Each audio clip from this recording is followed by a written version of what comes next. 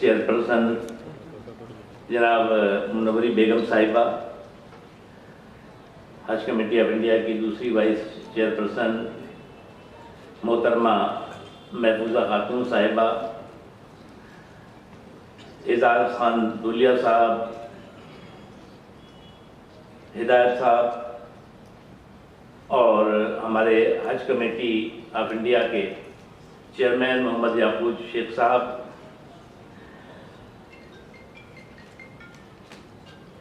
Chairman हज committee Assam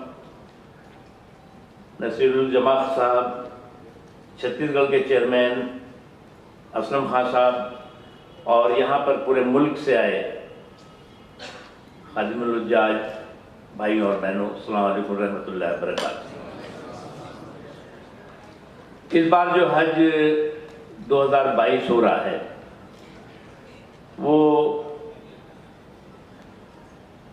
मुझे लगता है कि 100 साल के बाद ऐसे सर्कमस्टेंसेस में हज होने जा रहा है,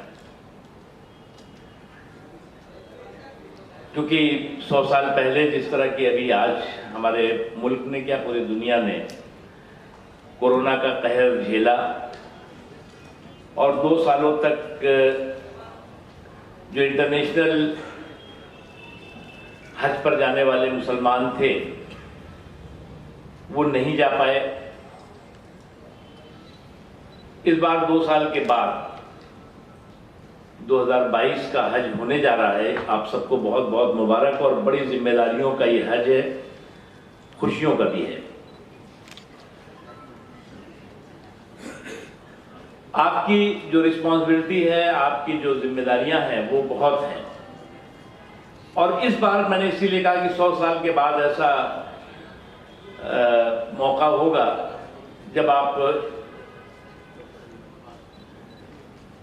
अब बहुत जिम्मेदारियों का बोझ के साथ जो लोग हज पर हिंदुस्तान से जो मुसलमान जा रहे हैं उनकी मदद करेंगे। इस बार जो है वो शायद लगभग जो है वो 80,000 के इर्द गिर्द 79,237 हिंदुस्तानी मुसलमान हज पर जाएंगे। जो मुझे खुशी है कि हमने इस दौरान, हिंदुस्तान पहला मुल्क है जिसने की जो कंप्लीट हज का प्रोसेस है उसको डिजिटल किया। किसी मुल्क ने हज के पूरे प्रोसेस को डिजिटल नहीं किया और उसका मैं असर देख रहा हूं कि जो एप्लीकेशंस इस दौरान भी मंगाई गई उसमें 72,170 यानी कि लगभग 80,000 एप्लीकेशन जो है वो ऑनलाइन आई है और 28,000 एप्लीकेशन ऑफलाइन। ये अपने आप में बहुत बड़ा एक अचीवमेंट है। उसके साथ ही साथ जो उससे भी ज़्यादा मुझे खुशी है कि इन एप्लीकेशंस में 54,000 एप्लीकेशंस जो है वो जेंट्स की है और 47,348 एप्लीकेशंस जो हैं वो वीमेंस की है, लेडीज़ की है, ख़वातीन की हैं। यानी ये भी जो है 50-50% है। उसके अलावा बगैर महरम भी जो है वो लगभग 1859 एप्लीकेशंस आई हैं जो सबके सब जाएंगी। गैप के बाद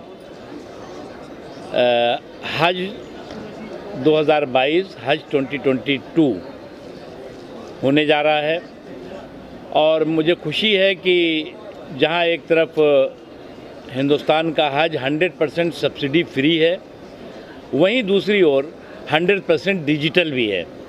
और इस 100% डिजिटल हज का नतीजा है कि इस बार जो एप्लीकेशंस आई हैं उन एप्लीकेशंस में अप्रॉक्सीमेट 80% एप्लीकेशंस डिजिटली ऑनलाइन आई हैं। ये अपने आप में हिंदुस्तान के लिए बहुत ही इम्पॉर्टेंट बात है। दूसरी चीज़ ये है कि बग़ैर महरम भी 1800 से ज़्यादा इस बार हज पर ख़वातीन जा रही हैं। इससे पहले भी लगभग 5000 जा चुकी हैं, जो 2017 के बाद से ये प्रोसेस हमने जो बिना महरम शुरू किया है। और ये जो एप्लीकेशंस हमारी आई हैं डिजिटल एप्लीकेशंस, उसमें 50% जो है वीमेंस की हैं और 50% मेल है। हमारी कोशिश है कि एकोमोडेशन है, ट्रांसपोर्टेशन है या और भी जो एक्सपेंडिचर्स हैं वो इससे स्पेशल सर्कमस्टेंसेस में किसी पर ज़्यादा अखराजात ना हो, एक्सपेंडिचर ना हो, ये हमारी कोशिश है। उसके अलावा जो है वो जो हमारे इस खादिमुल हुज्जाज है 10 एम्बार्केशन पॉइंट्स हैं, जिस 10 एम्बार्केशन पॉइंट से इस बार हज यात्रा हो रही है। और इन 10 एम्बार्केशन पॉइंट्स में आपको जैसा मैंने बताया पहले भी कि मुंबई आपका एम्बार्केशन पॉइंट है, दिल्ली एम्बार्केशन पॉइंट है, उसके अलावा जो है वो बेंगलुरु एम्बार्केशन पॉइंट है, कोची एम्बार्केशन पॉइंट है, दिल्ली गुवाहाटी एम्बार्केशन पॉइंट है, हैदराबाद है, कोलकाता है, लखनऊ है, श्रीनगर है।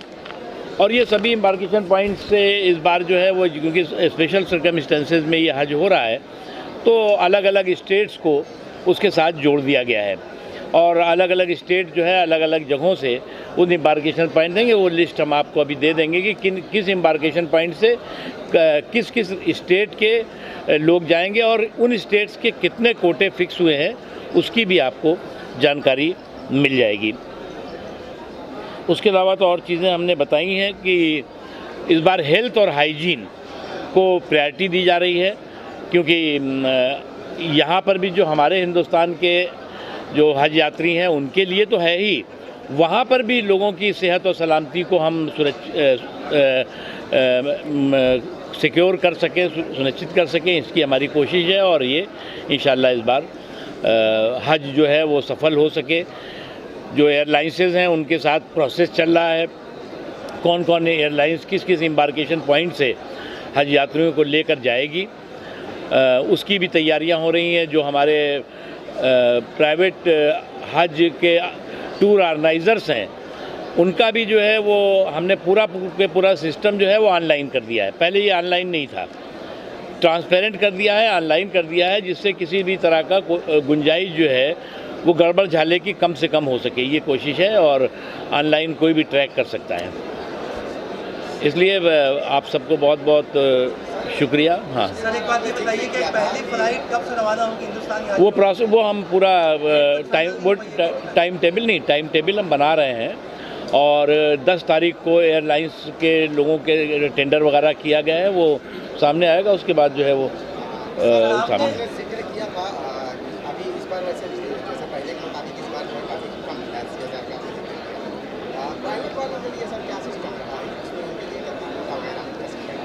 जो प्राइवेट का सिस्टम है, जो वहाँ से बायलैटरल एग्रीमेंट के साथ आया है, उसके हिसाब से जो है वो प्राइवेट को भी जो एलोकेट करना था वो एलोकेट कर दिया गया है।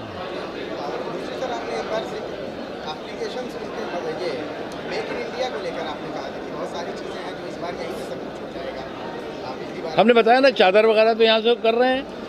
सर एक बात ये बताइए कि आपने एम्बार्केशन के पॉइंट की बात की, लेकिन चेन्नई एम्बार्केशन पॉइंट को आपने ड्रॉप कर दिया इस मरतबा, और वहाँ के सीएम ने आपसे शिकायत की है कि इसको इंक्लूड किया जाए, तो ये नाइंसाफी क्यों हुई है चेन्नई? कई एम्बार्केशन पॉइंट जो हैं वो ड्रॉप हुए हैं। बनारस जो प्रधानमंत्री नरेंद्र मोदी जी का जो है वो कॉन्स्टिट्यूंसी है, वो एम्बार्केशन पॉइंट भी ड्रॉप हुआ है। और कई ऐसे एम्बार्केशन पॉइंट हैं जो क्योंकि स्पेशल सर्कमस्टेंसेज में ये हज हो रहा है। और हमसे भी चीफ मिनिस्टर साहब का चिट्ठी भी आई थी, बात भी हुई थी। हमने कहा अगली बार इंशाअल्लाह अगर नॉर्मल सर्कमस्टेंसेज में होता है तो चेन्नई एम्बार्केशन पॉइंट बहाल होगा। अगले टाइम बिजी में होगा चेन्नई, अगले टाइम बिजी में होगा। जी सर, लॉटरी का सिस्टम पूरा का शुरू हो गया ना, पूरा का। हाँ, बहुत इम्पोर्टेंट सवाल ये है कि इस मरतबा जो है वो हज महंगा होने वाला है। क्योंकि हज महंगा होने वाला है, ये चर्चाएं चल रही है, तो हज जो है वो कितना महंगा होने वाला है 2 साल से पहले। ऐसा है कि अब हम चर्चा पे तो कोई चर्चा आपसे करेंगे नहीं, चर्चे पे हम कोई खर्चा नहीं करेंगे। हाँ सर, आपको चाहिए जिसने महाराष्ट्र के गृह मंत्री दिलीप पाटिल ने कहा है कि लाउडस्पीकर मामले को लेकर कि केंद्र सरकार इस पर एक नीति बनाएगी, पॉलिसी बना लाउडस्पीकर को लेकर, तो इस पर आपका क्या कहना है? देखो, हिंदुस्तान की तहजीब और ताकत को तार-तार करने की किसी भी तालिबानी तड़प को तार-तार करने की जो भी साजिश है उसको हमें तड़ी पार करना है।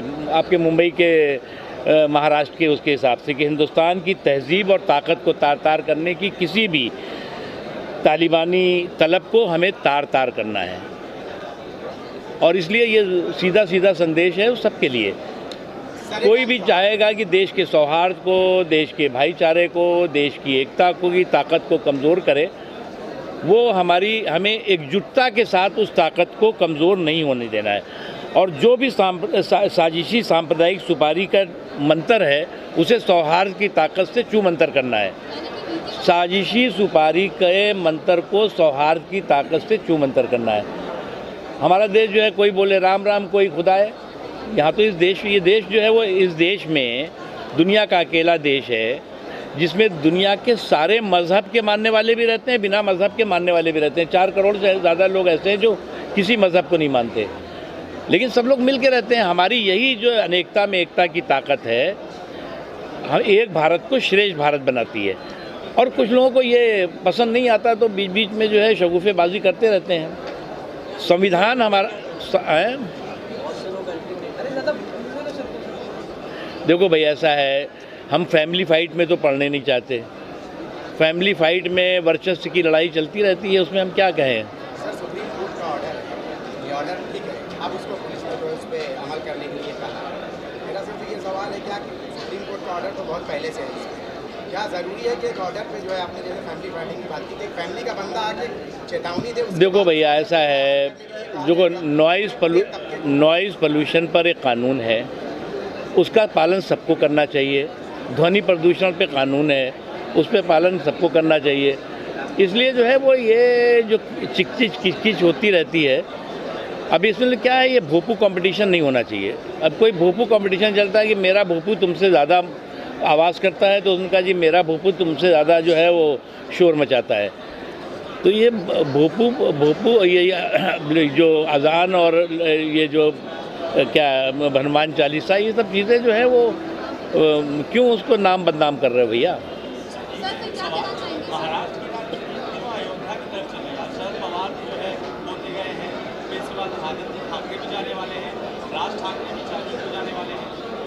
देखो भैया, देखो दीवानों, तुम ये काम ना करो, राम का नाम बदनाम ना करो।